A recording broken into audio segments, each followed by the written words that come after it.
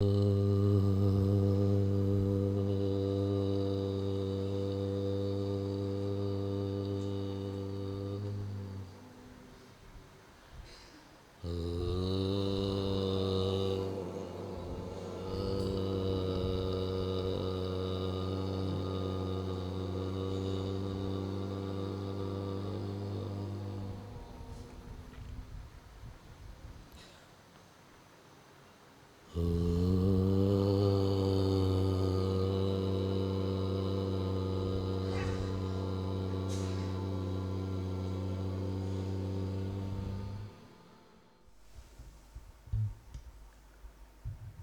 हमारे जीवन में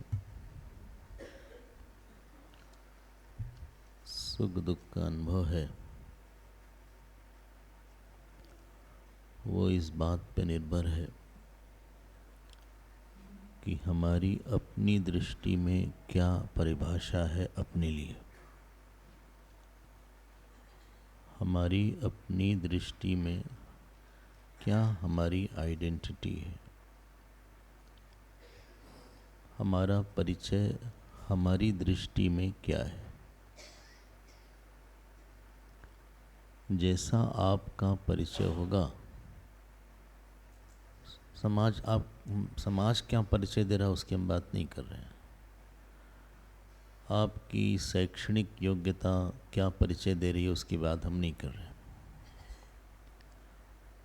आपका बाहर के साथ संबंध उसकी बात नहीं कर रहे हैं। जो आपकी दृष्टि में आपका परिचय है, अगर आपका परिचय है कि मैं माँ हूँ और ये मेरा बेटा है, तब उस बेटे से सुख दुख मिलने की संभावना नहीं है बल्कि श्योरिटी है। निश्चित ही है कि आपको आपका बेटा फिर बहुत दुख भी दे सकता है, बहुत सुख भी दे सकता है, क्योंकि आपका परिचय अपनी दृष्टि में है कि ये मैं माँ हूँ।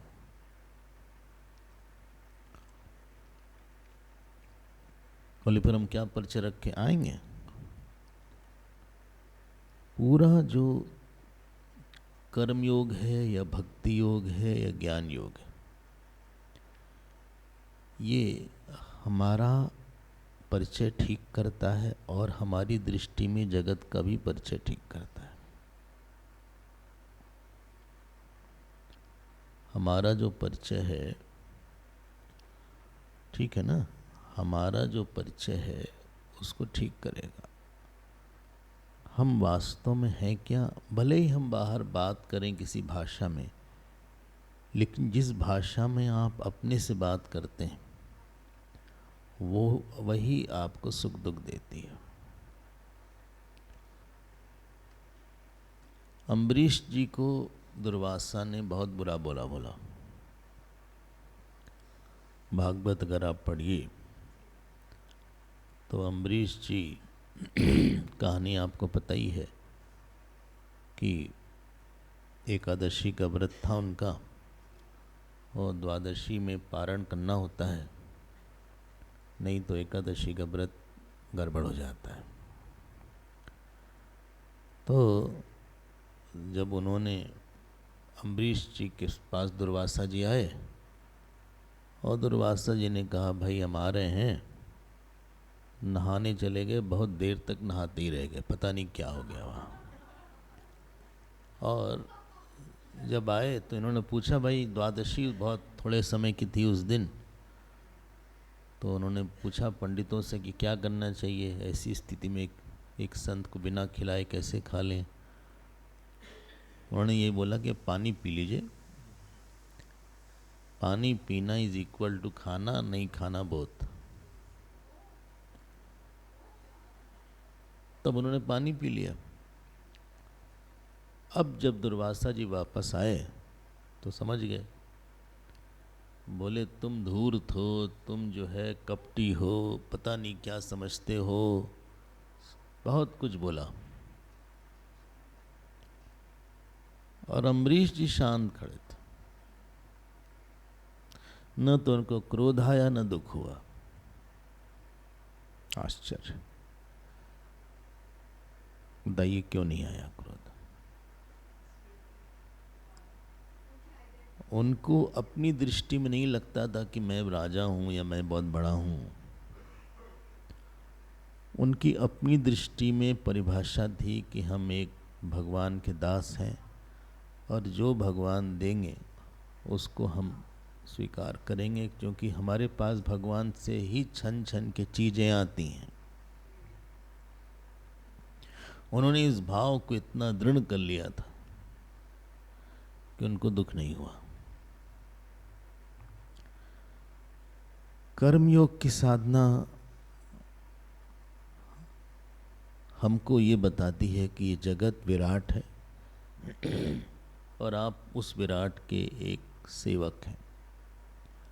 भक्ति योग की साधना ये बताती है कि आप ईश्वर के गहरे संबंधी हैं, और ज्ञान योग की साधना बताती है कि आप आत्म स्वरूप हैं जिसमें कि देश काल नहीं है।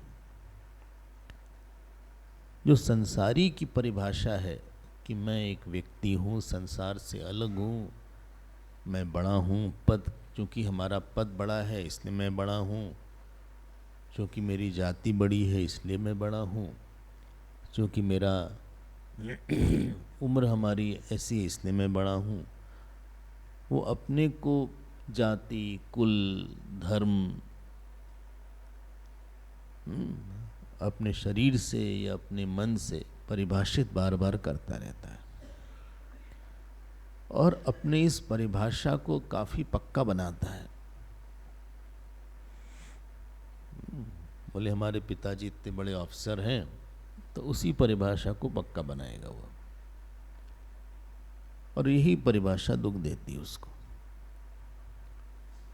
रावण को सीता जी ने तृण धरी ओट कहत बैदेही, बोलो, सुमिरी अवधपुत अवध परम स्नेही, सुमिरी अवधपति परम स्नेही,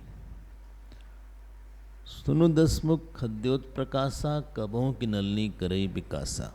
ऐसा बोल दिया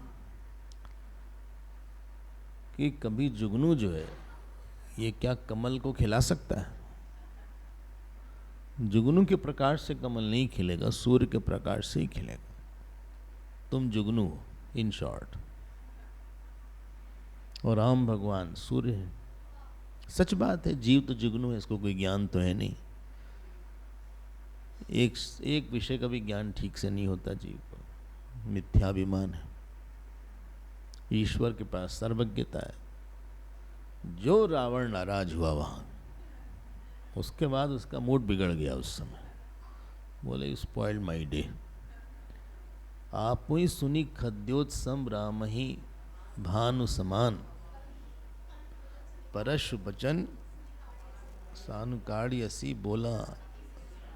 बहुत नाराज हुआ। उसको बहुत बढ़िया मेकअप करके आया था, सोचा कि आज इम्प्रेस करेंगे थोड़ा, और उसने सीता जी ने, अगर कोई पुरुष बोलता तो शायद चल जाता, लेकिन किसी पुरुष के को एक स्त्री बोल दे, वो भी रावण जैसा, बहुत दुख हुआ।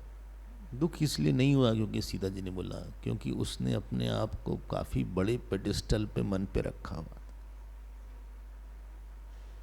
जो कि सीता जी ने नहीं समझा, नहीं उसको एक्नॉलेज किया। तो आपकी परिभाषा जो अपनी दृष्टि में है उससे दुख आता है, परिस्थिति से नहीं आता। राम जी को दुख नहीं हुआ, उनका अपमान बहुत हुआ, क्योंकि उनको लगा कि मेरी माँ है, डांट सकती है, मार सकती है। परशुराम के सामने लगा कि बड़े ऋषि हैं, इन्होंने इतना बड़ा बड़ा काम किया है, हम तो बच्चे हैं। मान लीजिए हम लोग किसी गुरु के पास गए, गुरु ने डांट दिया, ऐसा होता है। और उस समय हम ये कारण नहीं ढूंढते कि इन्होंने ऐसी तो हमने गलती नहीं की, क्यों हमको बोला, हमारी तो ऐसी कोई गलती नहीं थी। उस समय भाव ये रहता है बहुत बड़े हैं, हम तो इनके सामने बच्चे हैं, इनका अधिकार है डांटने का, आशीर्वाद दिया, ये तो डांटा कहाँ है। और सच में आशीर्वाद दिया। तो कभी ये हमें नहीं लगा कि हमको डांट पड़ गई और इन्होंने अपमान कर दिया। जो आप अपने बारे में एक समझ बनाते हैं, उसका कारण पिछले जन्म के संस्कार हैं, इस जन्म के संस्कार हैं, कर्म है, आपकी जो एजुकेशनल क्वालिफ़िकेशन है, आपकी जाति है, आपका वर्ण है, आपकी आयु है, आपके माता पिता का स्टेटस है, आपकी मनी स्टेटस है। इन सब चीज़ों से हम अपने बारे में एक अपनी मिथ्या धारणा बना लेते हैं। आपको हम बताएं, देवकी के और वसुदेव जी के 6 पुत्रों को कंस ने मारा, सुना ही होगा आपने। और जब वो देवी को नहीं मार पाया तो कंस वापस आया देवकी वसुदेव जी के पास, और हाँ थोड़ा समझाया, फिर क्षमा मांगा। बोले हमसे बहुत बड़ी गलती हो गई और आप हमको क्षमा कर दो। आपको हम सुनाए, हम आश्चर्य होता है पढ़ के। कोई हमारे बच्चे को जान से मारने के बाद छोड़ो, अगर 2 चाटा भी लगा दे बिना कारण के, वो भी बच्चा, छोटा बच्चा जो पैदा हुआ है, आप कितना क्षमा कर पाओगे उसको? जान से नहीं मारने की हम बात नहीं कर रहे, उसने तो पत्थर पे ऐसे पटक के मारा था। आप सोचिए कितने क्रूर तरीके से मारा होगा। और वो वसुदेव जी, देवकी और वसुदेव जी कंस को क्षमा कर देते हैं, और वसुदेव जी कहते हैं ये सब होता है, आप चिंता न करें। हमें लगता है कि क्या थी वो चीज़, और समझ यही आया कि वसुदेव जी की प्रसाद बुद्धि, और हम भगवान के भक्त हैं, वो बहुत। जरा सा उनको शांत करवा दें पीछे, हाँ देखो उनसे कहें जरा सा आप। उन्होंने यही बोला कि आप जो है चिंता ना करें, ये हमारा प्रारब्ध था। और बहुत अच्छे से बात किया, कोई उनके मन में द्वेष नहीं आया, क्योंकि उनकी पहचान अपनी दृष्टि में ये थी कि हम भगवान के हैं, और आप जो करोगे कुछ ना कुछ ठीक ही होगा। उसमें बहुत मुश्किल थी उस समय, वो उस समय शांत रहना बहुत मुश्किल होता है। किसी किसी स्थिति में शांत रहना, बोलना आसान होता है शांत रहो, लेकिन किसी किसी स्थिति में बड़ी सुसाइडियल सिचुएशन होने लगता मरी जाए, लगता है कि जान ही चली जाए हमारी। सब देखने से अच्छा था कि हमारी जान चली जाती। ऐसी ऐसी दुख आता है। चलिए हम आते हैं अपने श्लोक पे। अब यहाँ पे ये जो कौपीनधारी है, कौपीनधारी मतलब जिसके पास कोई परिग्रह नहीं है, संग्रह नहीं है, आग्रह नहीं है, विग्रह नहीं है। आग्रह विग्रह संग्रह, कोई ग्रह नहीं है। आग्रह विग्रह संग्रह परिग्रह अतिग्रह, कोई ग्रह नहीं है। उसकी अपनी दृष्टि में पहचान ये होती है कि हम, ये जगत जगत नहीं है, बल्कि जगत हमारे में भासता है। जगत हमारे में वैसे ही दिखता है जैसे कि आकाश में आसमान या नीलिमा दिखती। वो क्या है उसकी स्थिति, और वो कैसे रहेगा, उसको देखते हैं तीसरे श्लोक। पहला 2 हो गया था, तो हम लोग तीसरा सीधे पाठ करते हैं, आगे पीछे फिर पहला 2 कर लेंगे। हमारे पीछे आप बोलिए। देहादि भावम परिमार्जयन्तः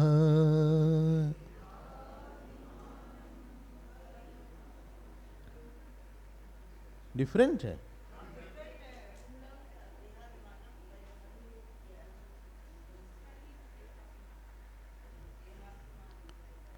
अच्छा जी, हमारी किताब में तो डिफरेंट है।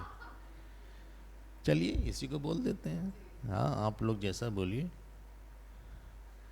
देहाभिमान, हाँ हमारे पीछे बोलिएगा। देहाभिमानं परिहृत्य दूरा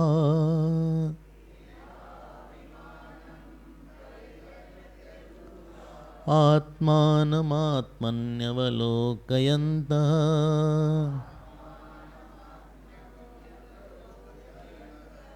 अहर्निशं ब्रह्मण्ये रमन्तः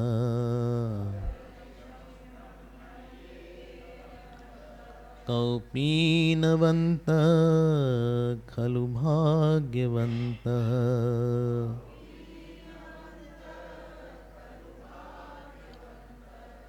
अब साथ साथ बोलते हैं। हाँ, ये जो दूराद है ना, एक लाइन में पढ़ेंगे हम लोग।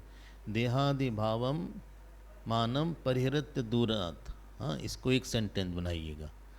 और अगला सेंटेंस होगा आत्मानम आत्मनि है, ये संधि होती है, ये कोई अणची संधि है। आत्मानम आत्मनि अवलोकयंत। ठीक है। और तीसरा चौथी लाइन तो इजी है, चलिए साथ साथ। देहाभिमानं परिहृत्य दूरात् आत्मानमात्मन्यवलोकयन्तः अहर्निशं ब्रह्मण्ये रमन्तः कौपीनवन्तः खलु भाग्यवन्तः कौपीनवन्तः खलु भाग्य। देखो, देहाभिमानम परिहृत्य दूरात्, थोड़ा इसको आप समझते होंगे, लेकिन हम इसको और थोड़ा स्पष्ट करने का प्रयास करेंगे। अगर आपको नींद ना आए तो अच्छे से सोए हैं, रात भर क्या किया, आराम किया? हाँ, बहुत अच्छे से नींद आया। चलिए, तो देखो, हम लोग को लगता है, इसको बोलते हैं धर्मी अध्यास। धर्मी अध्यास, देह के धर्म का अपने में अध्यास कर लिया। देह धर्म है, देह का धर्म है कि देह हमारा मोटा है तो हम मोटे हो गए, देह हमारा लंबा है तो हम लंबे हो गए। अब इसको देखिएगा, आपने दृष्टादृश्य विवेक 2 दिन से सुना था। एक दो तीन चीज हम आपसे फिर से बोलेंगे। एक होता है जड़, एक होता है चेतन। शुरुआत में ये सब समझना पड़ता है, बाद में जड़ चेतन को हम लोग डिसमिस कर देते हैं। लेकिन जड़ क्या है? जो स्वयं को न जाने, दूसरे को भी न जाने, उसको बोलते हैं जड़। और जो जाने तो किसी दूसरे के प्रकाश से जाने। चेतन क्या है? जो स्वयं को भी जाने, दूसरे को भी जाने। बहुत बहुत इसको बोलते हैं, बहुत प्रारंभिक परिभाषा हम दे रहे हैं। अच्छा, घड़ी जड़ है कि चेतन है? जड़ है, बहुत आसान है समझना, घड़ी जड़ है। माइक जड़ है, बोले नहीं जानता, नहीं तो अपने आप खुल जाता। शरीर जड़ है कि चेतन है? पक्का चेतन है। अगर शरीर चेतन हो जाएगा, नहीं ठीक है, अपने उसमें कोई हर्ज थोड़ी ना है, बोलना चाहिए। अगर शरीर चेतन हो जाएगा तो शरीर तो बेहोश हो ही नहीं सकता। भाई डॉक्टर साहब यहाँ बैठे भी हैं, सर्जन भी हैं। हाँ, आप तो काफ़ी एनेस्थीसिया देखे होंगे। आप तो नहीं देते होंगे, लेकिन दूसरा डॉक्टर देता होगा। ऑपरेशन बहुत किया होगा, प्रोस्टेट का और ये सब, है ना। तो अब और भी कोई डॉक्टर है क्या? और कोई डॉक्टर नहीं। तो जब आप इंजेक्शन देते हैं तो शरीर तो गया, अब उसमें चेतनता नहीं रह गई।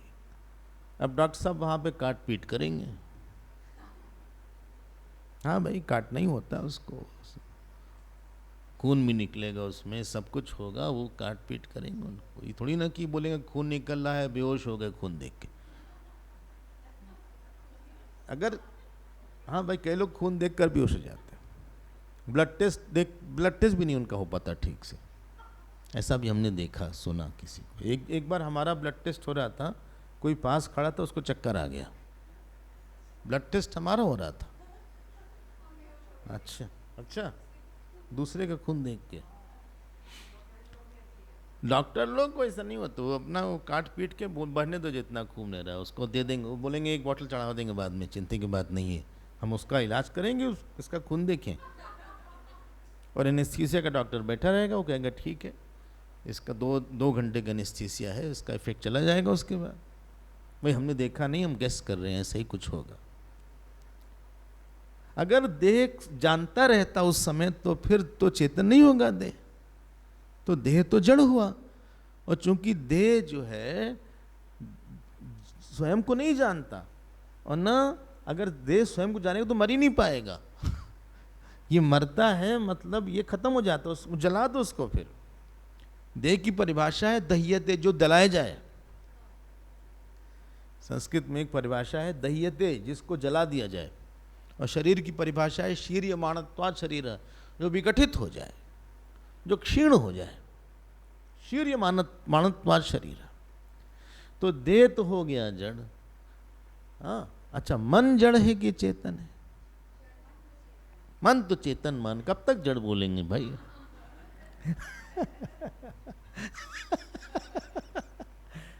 मन तो चेतन मान लेना चाहिए। क्यों भाई, मन को चेतन बना दिया जाए? नहीं, चेतन नहीं मन, इतना उधूम करता है दिन भर। मन भी जड़ है। अगर मन का स्वभाव चेतनता होती तो दिन रात मन चेतन होता, आप सो नहीं पाते।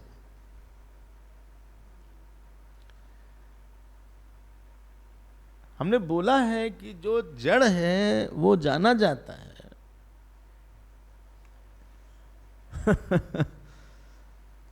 देखो ये प्रकाश है, जब खोलेंगे तो इतना ही प्रकाश आ रहा है। सूरज का स्वभाव प्रकाश है, तो जब भी सूरज को देखेंगे तो उतना ही प्रकाश। अगर मन चेतन होता तो दिन रात उतना ही चेतन होता। लेकिन मन कभी कभी ज़्यादा समझ में आता है, कभी कभी नींद आ गई तो कम समझ में आता है। मन तो जड़ है भाई, और चेतन जो है वो केवल आत्मा ही है। अब आप हमको नंबर 1 पॉइंट है ये, हम 4-5 पॉइंट बताएंगे, आप ध्यान दीजिएगा। पहली बात है कि शरीर जड़ है, मन चेतन है, आत्मा चेतन है। और जड़ और चेतन का संबंध हो सकता है क्या? क्यों नहीं हो सकता?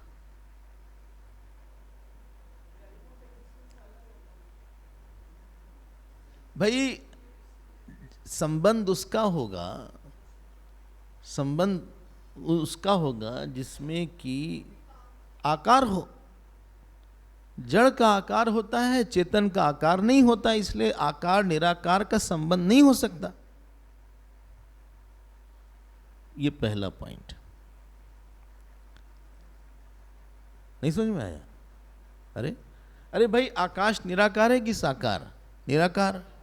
अब आकाश का संबंध किसी चीज से है नहीं, सबसे जुड़ा हुआ है, लेकिन संबंध किसी के साथ है नहीं, क्योंकि संबंध किसी आकार का आकार के साथ होगा। संबंध मतलब दो चीज का मिल जाना। मिलने के लिए उसमें आकार होना चाहिए, उसमें खालीपन होना चाहिए, तब तो मिलेगी कोई चीज। और तुम्हारी बात भी ठीक है। जो जड़ है, अभी आगे हम बोलने वाले हैं। तो पहली चीज यह है कि जड़ और चेतन का संबंध नहीं हो सकता, तो शरीर और मेरा संबंध कैसे होगा?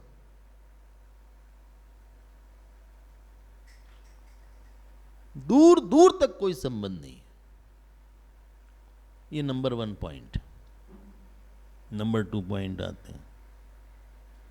शरीर जो है पंचमहाभूत का बना हुआ है, अग्नि, वायु, जल, आकाश इत्यादि। हाँ, अगर मैं पंचमहाभूत का बना होता, बोले हम भी पंचमहाभूत हैं, अगर हम भी पंचमहाभूत के होते तो बताइए क्या नुकसान हो जाएगा? नुकसान ये हो जाएगा कि शरीर के जलने पे पुनर्जन्म होगा ही नहीं, छुट्टी हो गई,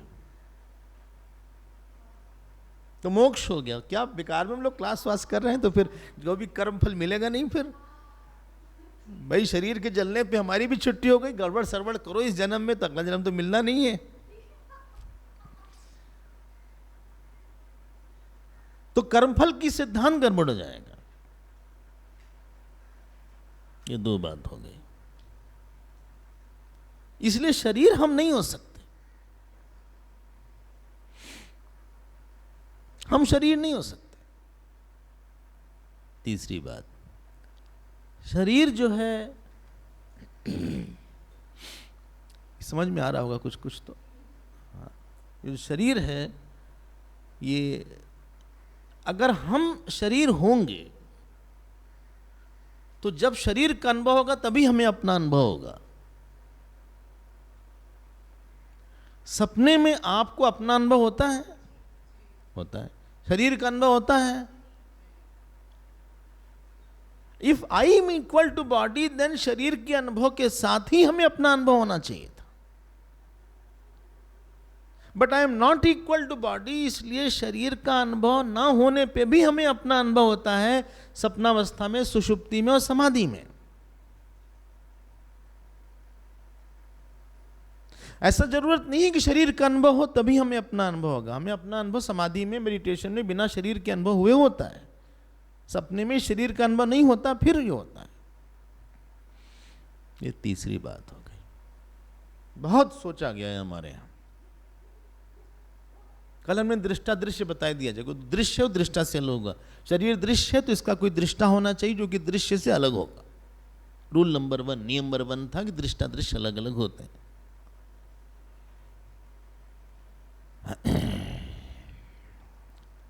चले आगे। ये 3 बात, दृष्टा दृश्य बोलेंगे तो 4 बात हो जाएगी। अच्छा, अगली बात देखिए। शरीर का आकार है, जो भी आकार है। अच्छा, सपने में चलिए, थोड़ा सा सूक्ष्म हो जाएगा, आप चिंता मत करिएगा। नहीं समझ में तो छोड़ दीजिएगा। आप सपना देखते हैं तो वहां एक होता है स्वप्न पुरुष, स्वप्न अनुभव और स्वप्न जगत।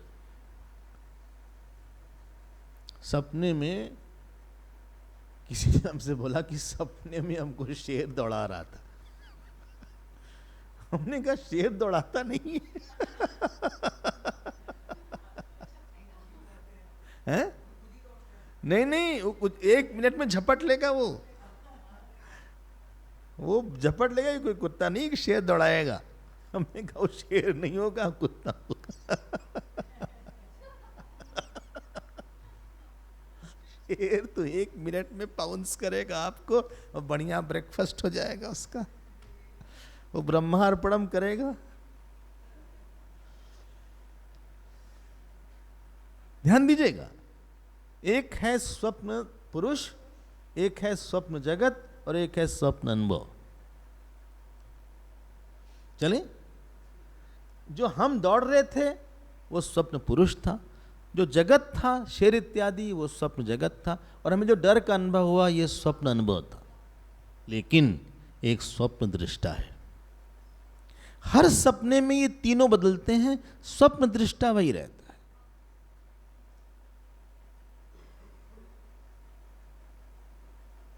आज के सपने में शेर आया, पितरपक्ष चल रहा था, आज सपना देखा कि हमारे दादाजी आए हैं। अच्छा, हाँ, कहाँ पे? सपने में, और हमसे मांग रहे हैं कि हमको जरा पानी दे दो। तो हमने पानी वानी दिया उनको।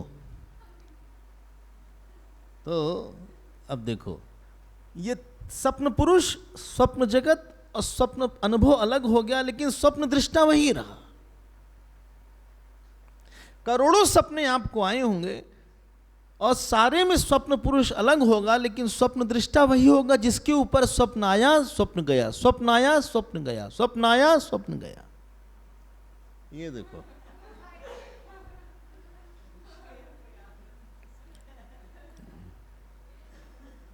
जाने दो उसको, कोई बात।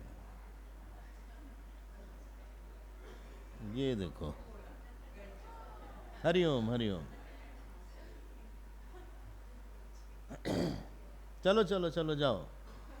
हमको कोई देखता ही नहीं, तुम्हारे रहते। अब आप हमको बताओ एक बात, जो स्वप्न दृष्टा है उसमें देश काल है क्या?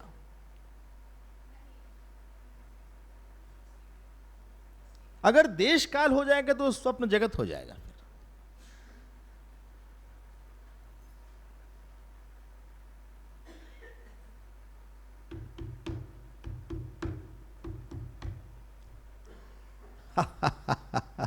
अगर देश काल है नहीं वो स्वप्न,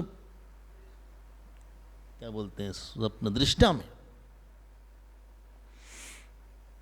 वो लंबा होगा कि चौड़ा होगा, मोटा होगा कि तगड़ा होगा, दुबला होगा बेचारा, अंडरवेट है कि ओवरवेट है, स्त्री है कि पुरुष है, पढ़ा लिखा है कि अनपढ़ है, जवान है कि बुढ़ा है।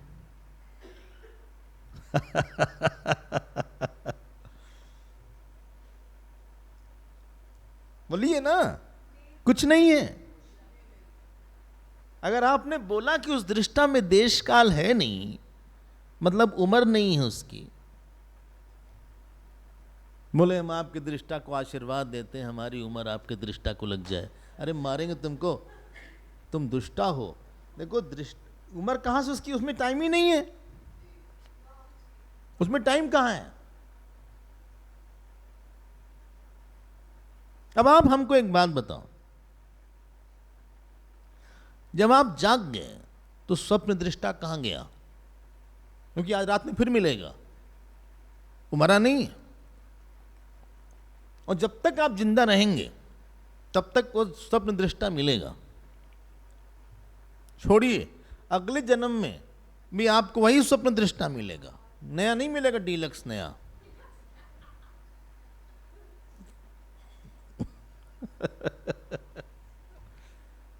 जब आप जाग गए तो अभी स्वप्न दृष्टा है कि नहीं है? अब उसको जागृत दृष्टा हम बोल देते हैं।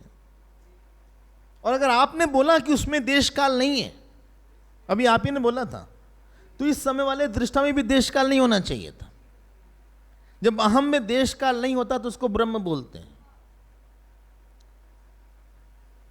अगर वो देश काल रहित है, पता नहीं हम कम्युनिकेट कर पा रहे कि नहीं ठीक से, ठीक चल रहा है ना? फॉलो करिएगा हमको, नहीं हो तो बाद में पूछिएगा। और ये शरीर महाराज, इनका देश भी है, काल भी है। कोई भी आदमी मिलता है तो हमको लगता है कि भाई कौन है आप?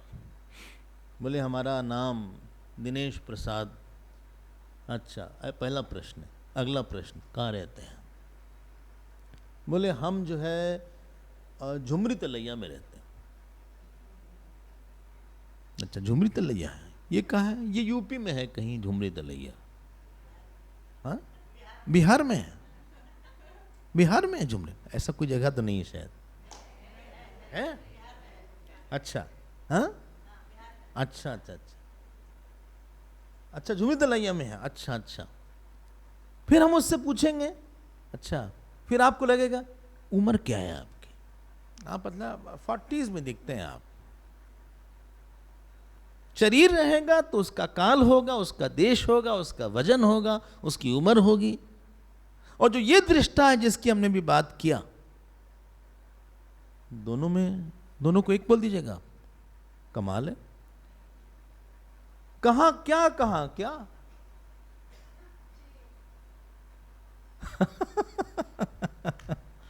भाई कहां क्या, कहां तो ये शरीर, और लगातार शीर्माणत्वात्, लगातार ये सड़ रहा है, गल रहा है। एक हफ्ते के पहले का शरीर अलग है। रोज अगर आप वेट लीजिए अपना, तो रोज का वेट डिफरेंट हो जाता है कुछ ग्राम में।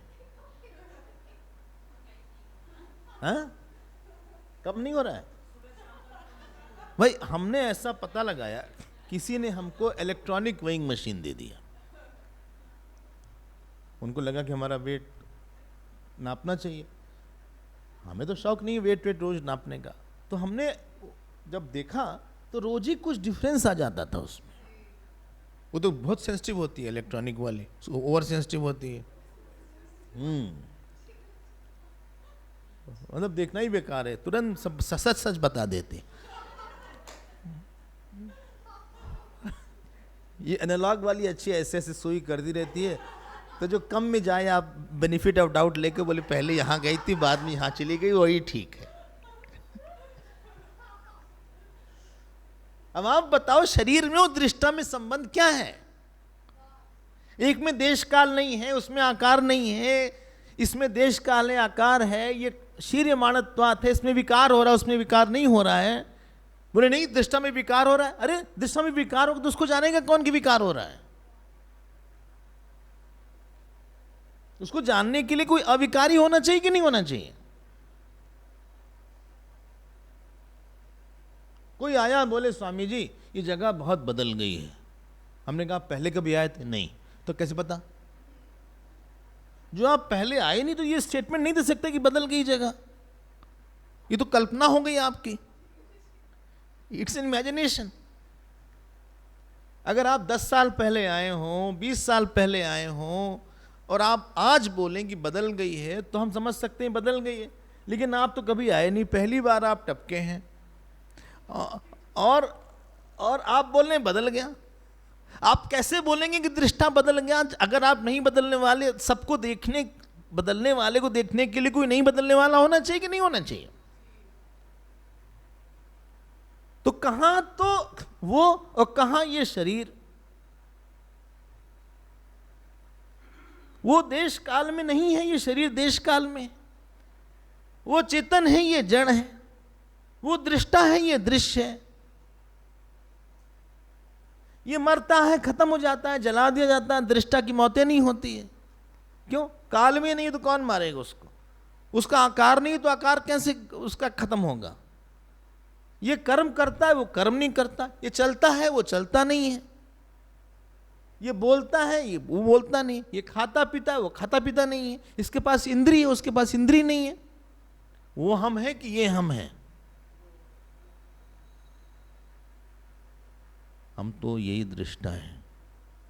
अब आप बताओ, पक्का कर लेना यहीं पे। मारवाड़ी लोग बोले नक्की कर लेते हैं। एक शब्द आता है नक्की कर ले। नक्की ना सही बोल रहे ना? नक्की मतलब पक्का, पक्का कर ले। यूपी में नहीं चलता नक्की शब्द ज्यादा। हाँ नक्की कर लेते हैं इसको।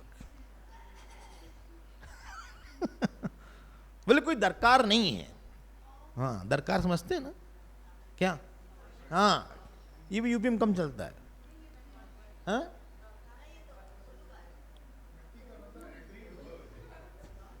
अब जो भी है आप समझ गए थे, इसको पक्का कर लें। तो जब शरीर चलता है तो आप नहीं चलते।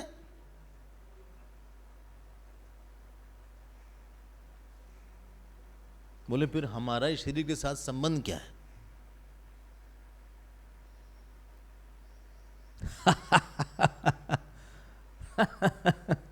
स्वप्न दृष्टा का स्वप्न पुरुष के साथ अगर संबंध होता तो फिर वो अगला स्वप्न दृष्टा बनते ही नहीं। फिर अगर वो संबंध बनी जाता तो फिर उसके बाद तो मामला खत्म हो गया था इसका। वो चूंकि असंग है, कोई भी निराकार असंग होगा, साकार ससंग होगा। लेकिन हमको तो लोग बोलते हैं आप बहुत अच्छी, आपकी नाक बहुत अच्छी है, कहीं कट ना जाए। आप अच्छे लंबे हैं, आप चौड़े हैं, आप छोटे हैं, आप नाटे भाटे हैं। नाटा के साथ भाटा लगता है। एक बैगन होता है ना, बैगन बड़ा वाला होता है और एक छोटा वाला भाटा होता है। हाँ उसको भाटा बोलते हैं, जिसका भरता बनता है।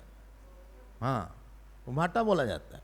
अगर हम इसको ऐसे मारा तो आपको लगा कि हमको मारा? नहीं, इसको मारो तो लगेगा हमको मारा। हमारा और इसका कोई संबंध ही नहीं है।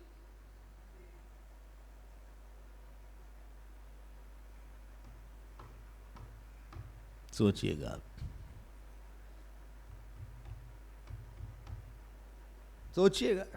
बोले हमारी उम्र बहुत बढ़ रही है। उम्र बढ़ रही है, शरीर की बढ़ रही है। बोले उन्होंने हमको हमारी बहुत प्रशंसा किया। शरीर की क्या होगा? आप दृष्टा की नहीं कर सकता प्रशंसा।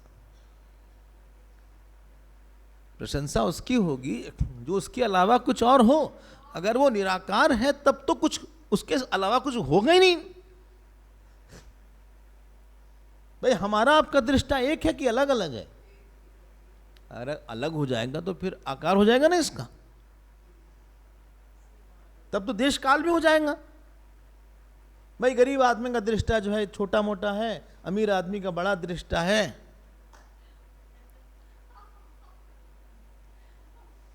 बोले हमारा दृष्टा उसका भी हो गया। दृष्टा भी नहीं छोड़ रहा है हमारा, वो तो छोड़ देता दृष्टा, कम से कम हर सामान ले लिया, हमारा दृष्टा भी गया।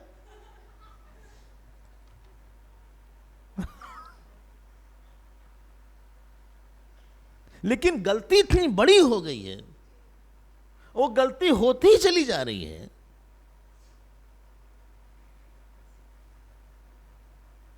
हमने मान लिया कि हम उसको भूल गए, उसको इसके ऊपर अध्यारोपित कर दिया। जैसे घोड़े पे कोई बैठा हो तो उसको बोलते हैं घोड़े वाले। रिक्शा कोई चला रहा हो और आपको रिक्शा बुलाना हो तो कभी कभी ए रिक्शा, ये नहीं बोलते रिक्शे वाले, ए रिक्शा। वो भी देखता है कि हाँ रिक्शा, रिक्शा, वो रिक्शा आ जाएगा। शरीर कुछ, वो चेतन कुछ, ये दोनों का मिक्सचर कहां से हो गया? जिसकी भावना तो हो संभावना ना हो उसको मिथ्या बोलते हैं। लेकिन मालूम तो ऐसे ही पड़ता है क्या कि हम चल रहे हैं, हम बड़े हो गए, हमारी उम्र बढ़ रही है, हम सांवले हैं, हम गोरे हैं, मालूम पड़ता? हाँ मालूम पड़ता है, ऐसा लगता है। लगता तो तुमको बहुत कुछ है, लगता तुम बुद्धिमान हो। तुमको कितने बार लगा तुम बुद्धिमान हो? हर आदमी को लगता है कभी कभी कि हम देखो इंटेलिजेंट है, और आदमी में लगता है कि हम मूर्ख भी हैं काफी। दोनों ही अनुभव आता है समय समय से। और हर आदमी को लगता है हम सुंदर हैं, देखो कितना बढ़िया कट है यहां से, देखो ये देखो क्या बढ़िया आंख है। और उसी आदमी को कभी कभी अपना चेहरा देख लेगा कितने बेकार हैं, पता नहीं भगवान ने हमको कॉन्ट्रैक्ट पे बनाया था।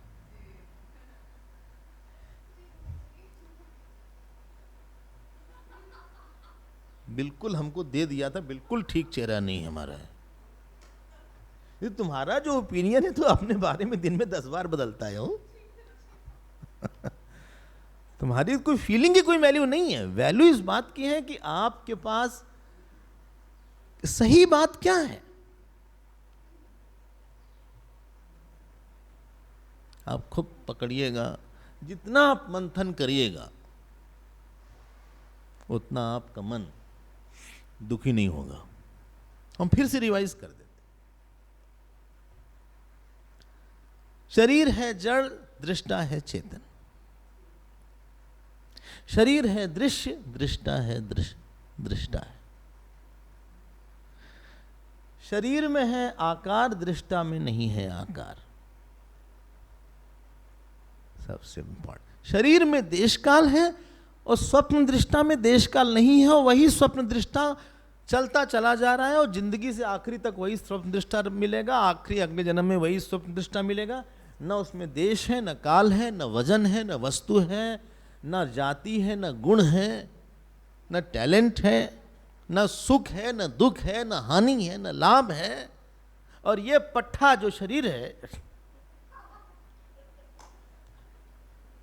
ये कभी यहां गिरा तो पैर टूट गया। एक जगह गए हम, रामेश्वरम गए, सर के बल गिर गए।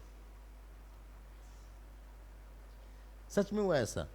पूरी गए दाहिनी तरफ गिरे, द्वारकाधीश गए बाईं तरफ गिरे। अब बद्रीनाथ नहीं जाना चाहते। बोले सामने गिरेंगे। हमने कहा नहीं, चले जाइए, पूरा कर लीजिए, सब तरफ गिरना हो जाएगा। भाई ये जो चारों दिशा में गिरे ऐसे बोल दीजिएगा, भगवान के धाम में गिरे, अच्छी बात है। ये जो शरीर है दृष्टा गिरेगा नहीं, बताइए क्यों? हाँ, देश काल में है ही नहीं वो कहां गिरेगा? गिरने के लिए कहीं और चाहिए। अगर कोई बोले हम गिर पड़े, बोले कहां गिरे? बोले वरांडे में गिर पड़े। दृष्टा है कहां, गिरेगा कहां? जब वो निराकार है तो सर्वव्यापी होगा कि नहीं होगा? आकार मतलब शेप। जब बोलते अल्पव्यापी, अल्पव्यापी मतलब उसका शेप हो गया। अगर दृष्टा निराकार होगा तो सर्वव्यापी होगा। शरीर है अल्पव्यापी, दृष्टा है सर्वव्यापी, दोनों में कोई संबंध ही नहीं है। दूर दूर तक संबंध बन भी नहीं सकता इन लोग का। तो दृष्टा है चेतन, दृश्य है। दृष्टा मतलब हम दृष्टा शब्द हटा देते हैं, उसकी जगह हम मैं बोल देते हैं। थोड़ा दृष्टा से हम लोग दृष्टा को दूर कर देते हैं। अब हम बोलेंगे मैं है चेतन और शरीर है जड़। मैं है दृष्टा, शरीर है दृश्य। मैं है निराकार, शरीर है साकार। मैं है बिना देश काल वाला, शरीर है देश काल वाला।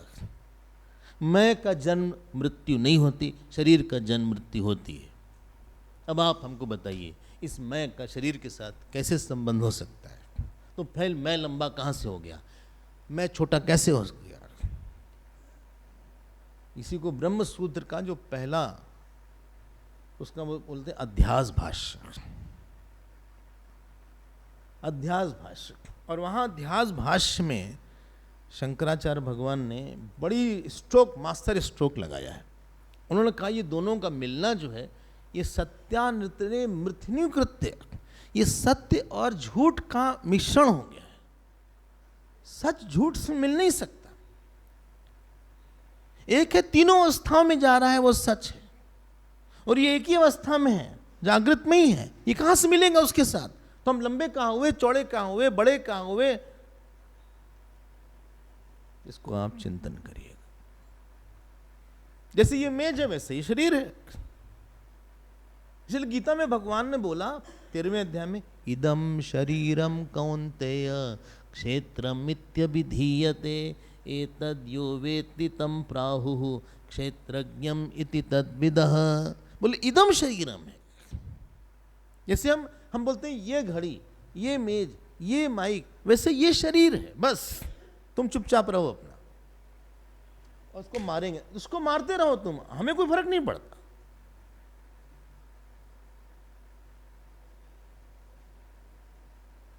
अब भागवत में एक ऋषभ देव जी का चरित्र आता है। बहुत बड़े अवधूत हुए हैं। जो भी मान लो, जो भी मान लो, हम तो उनको ऋषभ देव अवतार मानते हैं, हम तो भगवान का अवतार मानते हैं। उन्होंने अवतार वृत्ति से उस ब्रह्म की तरह ही रहते थे। तो लोग उनके ऊपर थूक देते थे, वैसे देखते रहते थे। न क्रोध आता था, न दुख होता था। जैसे कोई बरांडे में या घास में कोई थूक दे, यहां तक कि यूरिनेट कर देते थे उनके ऊपर। पढ़िएगा भागवत, वैसे देखते रहते थे। उनके मन में रोष नहीं आता था।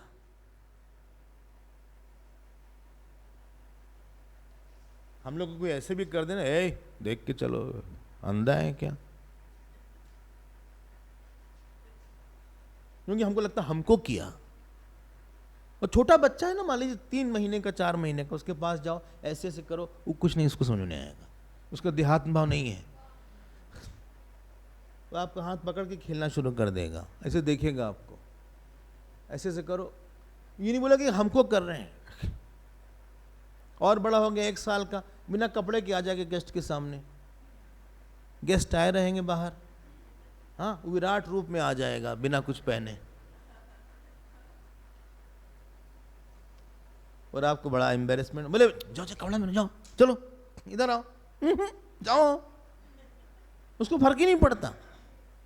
वही आदमी जब 25-20 साल का होगा, बाहर जाने के पहले बार बार ऐसे करेगा, ऐसे करेगा, ऐसे से करेगा, तेरा देखेगा ऐसे ऐसे, वो बनाएगा, ठीक करेगा, ये वो। आप समझ रहे हैं क्या हो रहा है? देहाभिमानं परिहृत्य दूरा आत्मानमात्मन्यवलोकयन्तः। आत्मानम आत्मनि अवलोकयन्तः, एक लाइन हो गई। बहुत बढ़िया साधना है वेदांत। ये जो ज्ञानी है उसकी दृष्टि केवल आत्मा पे ही है।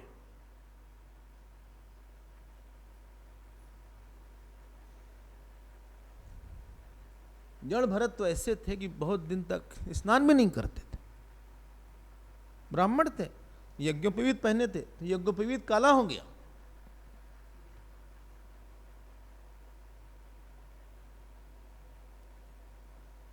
भाइयों के पास गए, भोजन भूख लगी, तो भाई लोग तिरस्कार करते थे। तो जो चावल बनाते थे, जो आखिरी में जो खुरचन बचती थी चावल की, चावल ले लेने के बाद जो आखिरी की सबसे नीचे की जली वाली परत होती थी, वो उनको दे देते थे। हाँ, वो पागल नहीं थे कि नहीं समझते थे। जानते हैं क्या लिखा है भागवत में? अमृतम इव खादति। वो उस खुरचन को वैसे खाते थे जैसे कोई अमृत पा रहा हो। ये है कौपीनधारी की महिमा। ये नहीं कि हमको दे दिया, हमको पागल समझता है क्या वो, हम श्राप देते हैं तुमको। कितने लोग आपने श्राप दिया? लगा ही नहीं आज तक।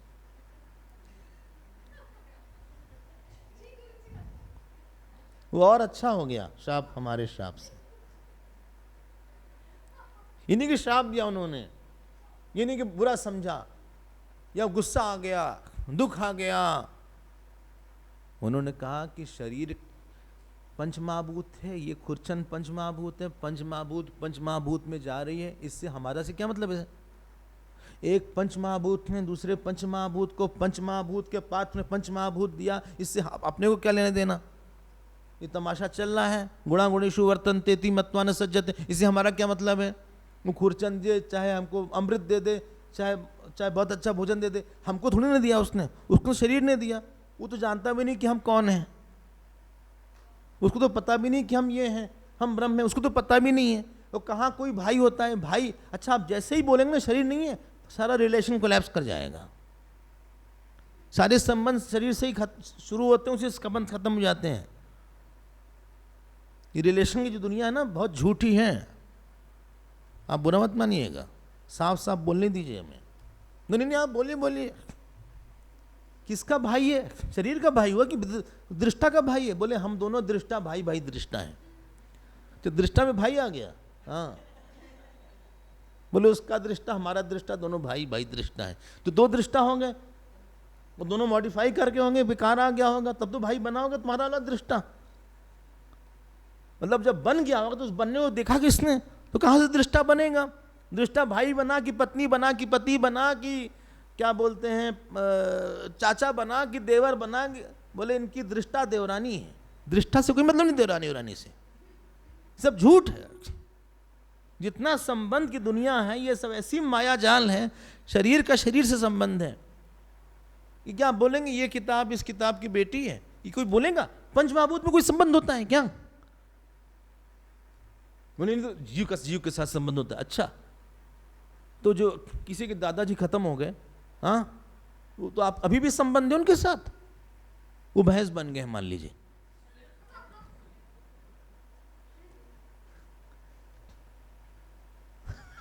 या गाय बन के चलिए, अच्छा बोल देते, या तो चलिए मनुष्य बन गए हैं, अभी भी संबंध है उनके साथ। बोले नहीं दादाजी थे, अब क्या है? कहां संबंध है? जीव का जीव के साथ है कि दृष्टा का दृष्टा के साथ है कि शरीर का शरीर के साथ संबंध होगा? बेकार की बात करते हो। वो तो दृष्टा शरीर पे आके एक गलती से हमने शरीर माना, फिर उसको भी माना कुछ। और फिर उसके बाद हमने बोला कि भाई है, मेरा बहन है, मेरी पत्नी है, मेरे बेटा है, मेरी बहू है, मेरी सास है, जो कुछ बोलना बोला। जहां आप दृष्टा पे आए, जहां आप चेतन पे आए, ये सारा संबंध वैसे ही ढह जाता है जैसे बालू का बना हुआ किला, जैसे पानी पे बना हुआ घर। जो हम ग्लोरीफाई करते हैं ना, ये मेरे हैं, ये मेरे चाचा है, मेरे बेटा है, मेरे बेटा। अरे चुप, दुखी नहीं होगा उसके बाद तो।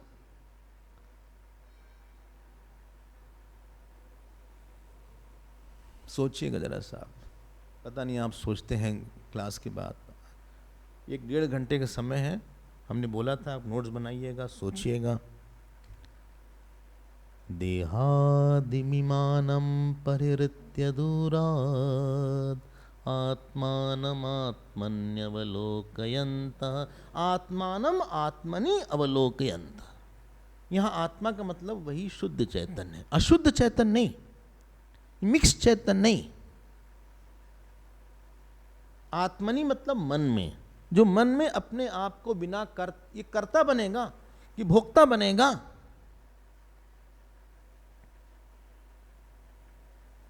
ये कर्ता बनने के लिए मॉडिफाई होना पड़ेगा, दृष्टा मॉडिफाई नहीं हो सकता, ये विकारी नहीं है, भोक्ता बनेगा। ये बोले हम बहुत दुखी हो गए, इसीलिए अपने दुख को कभी जस्टिफाई नहीं करना चाहिए।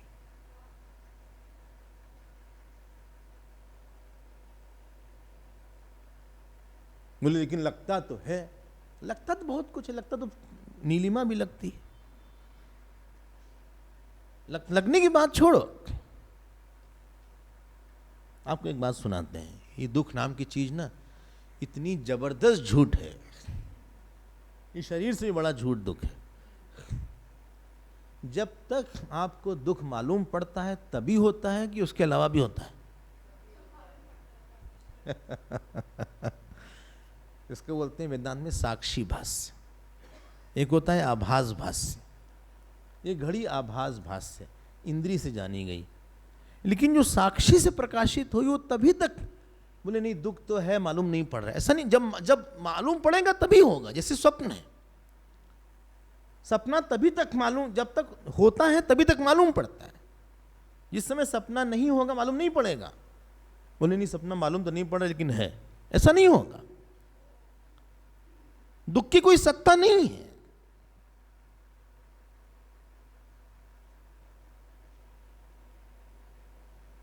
सच सच बोल दें आपसे, दुख एक आदत है, अपने आप को छोटा समझने की आदत है। Sense of contraction in I is called sorrow, अपने में संकुचन का अनुभव। देखो हमारे पास कपड़े नहीं है, सबके पास इतने अच्छे अच्छे कपड़े, लोग क्या में भी अच्छा कपड़ा पहन के आए, हमारे पास ठीक ठाक कपड़े नहीं है। इसी बात को लेकर बहुत दुख हो रहा है। अच्छा हाँ, नहाने गए, साबुन लगा लिया तब पानी चला गया, पूरा हमने सोप लगा के रखा था, हमको क्या पता कि पानी नहीं आएगा, हम क्या करें। इतने हम परेशान हो जाते हैं ना, क्या बताएं आपसे। देख पानी कहीं नहीं था, कहीं नहीं था पानी था, फिर क्या किया आपने, करें क्या। हम गए कमरे में, जो बॉटल पानी पीने वाली थी उसी को ले लिया। अब उसमें हम आंख खोले तो पानी चला जाए, साबुन चला जाए, आंख में गिर भी गए। आपने कल ही बोला था कि एक दोष से कई दोष आते हैं, तो एक मजबूरी से कई मजबूरी आ गई, चोट भी लग गई, हम परेशान हो गए। देखो ये सब बना रहा है व्यक्ति, नहीं है नहीं है, आनंद मनाओ। कभी न कभी पानी आ जाएगा। एक ही परिस्थिति में वही डांट पड़ने पे एक आदमी को सुख होता है, एक को दुख होता है। इसलिए ब्रह्मसूत्र का एक भाष्य, उसका नाम है भामती। सुना है नाम भामती आपने? भामती करके एक भाष्य, किसी ने कमेंट्री लिखी। मिश्रा जी थे, हाँ नहीं, और वहां एक शब्द आया, उन्होंने दुख की परिभाषा दिया। जानते क्या बोला? प्रज्ञा अपराध एव दुखम। प्रज्ञा अपराध एव दुखम। जो आपने गलत समझा है उसी का नाम दुख है।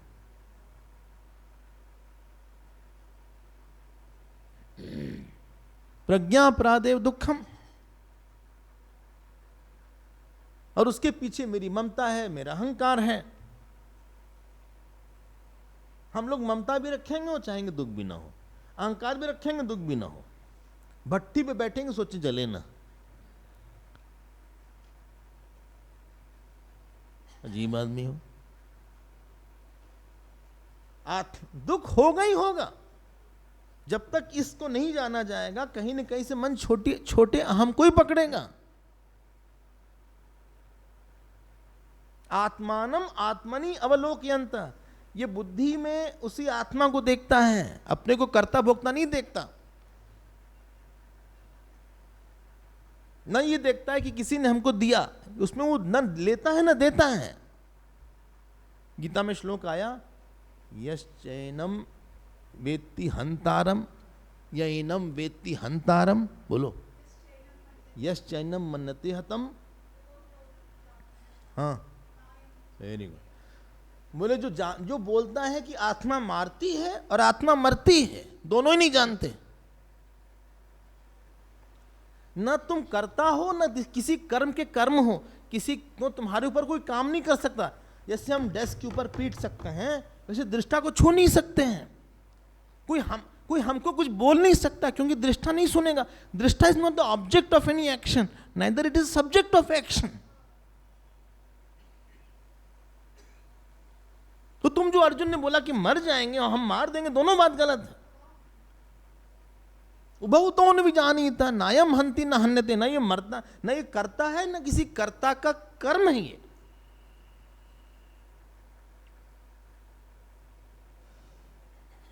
ये दूसरी लाइन हो गई।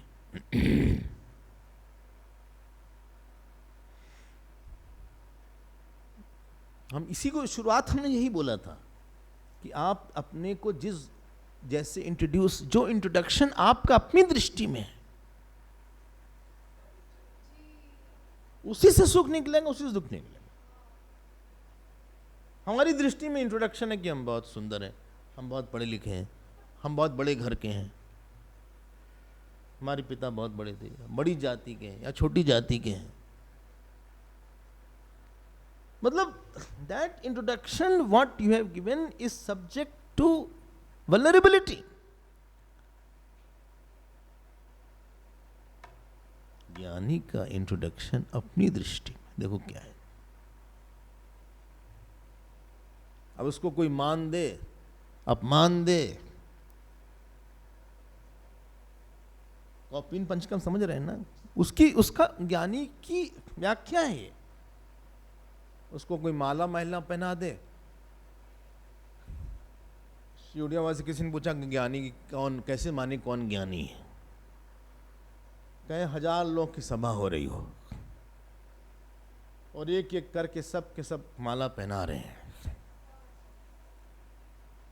और उसी के बीच में एक आदमी खड़ा होता है, हाथ से चप्पल से एक चाटा इधर लगाया, एक इधर लगाया, एक इधर लगाया, 4-5 मारा। माला पहनने में और चप्पल से मार खाने में जिसको लगे ये दोनों ही पंच महाभूत पे गिरे हुए हैं, वही ज्ञानी है। माला पंच महाभूत है, शरीर पंच महाभूत है, और जूता चप्पल भी पंच महाभूत है। शरीर माला के गिरने पे शरीर पे या जूते चप्पल के गिरने पे जिसकी वृत्ति में विकार ना आए, वही ज्ञानी है।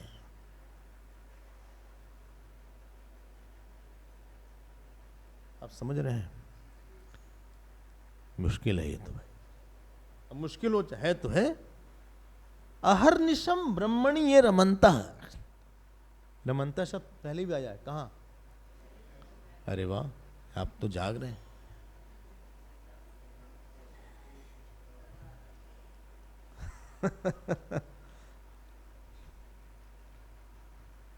अहर्निशम मतलब दिन रात वहीं रहता है वो। अब रमण महर्षि को देखिए,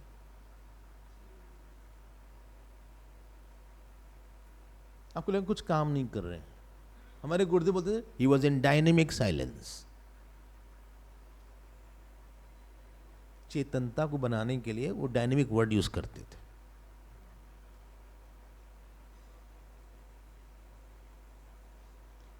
गुरुदेव बहुत कॉइन करते थे वर्ड्स, उनकी एक एक्सपर्टीज थी।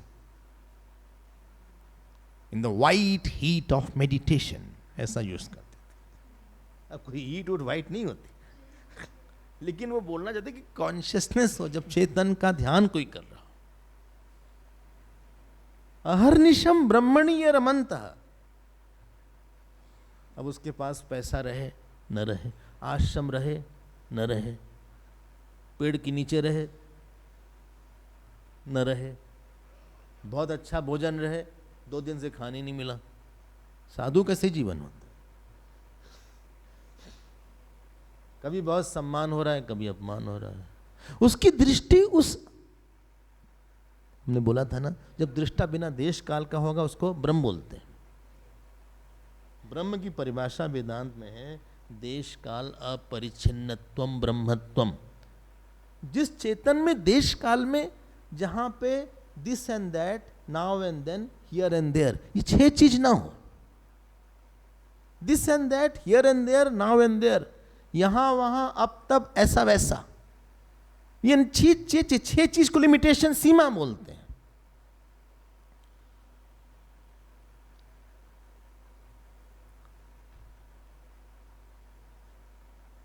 उसी में रुकिएगा आप।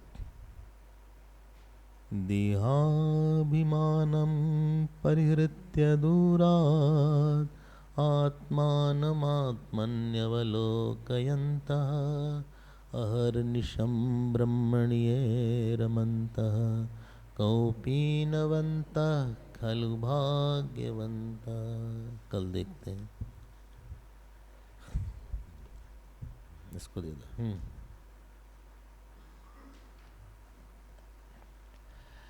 एक मिनट ध्यान करना है।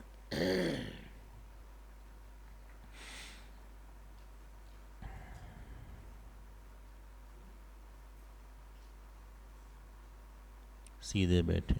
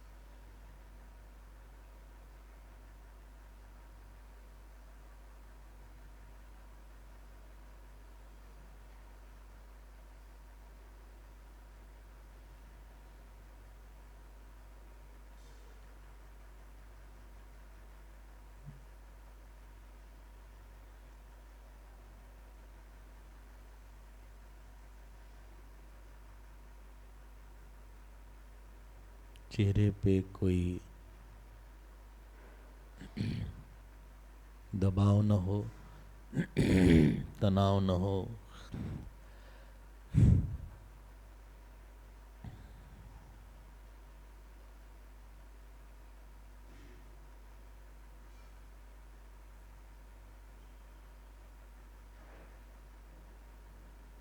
शांत मन हो।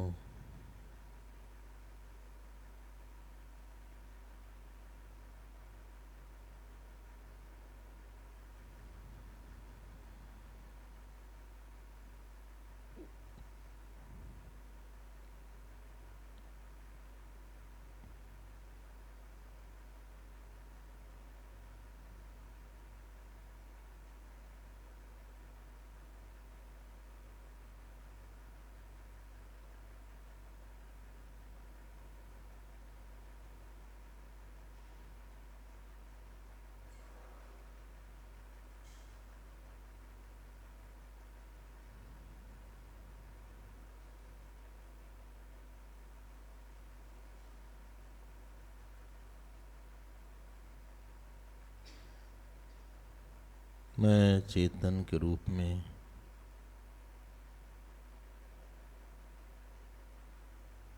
जैसा था वैसे ही हूँ।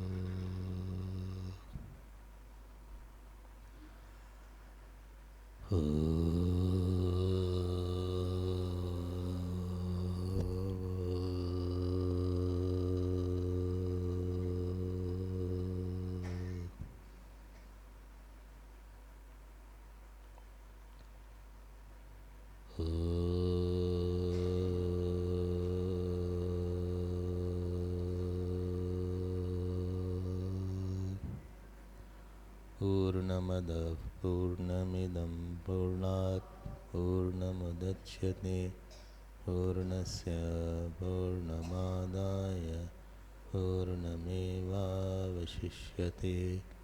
ॐ शान्ति शान्ति शान्ति। हरिः ॐ श्रीगुरुभ्यो नमः। हरिः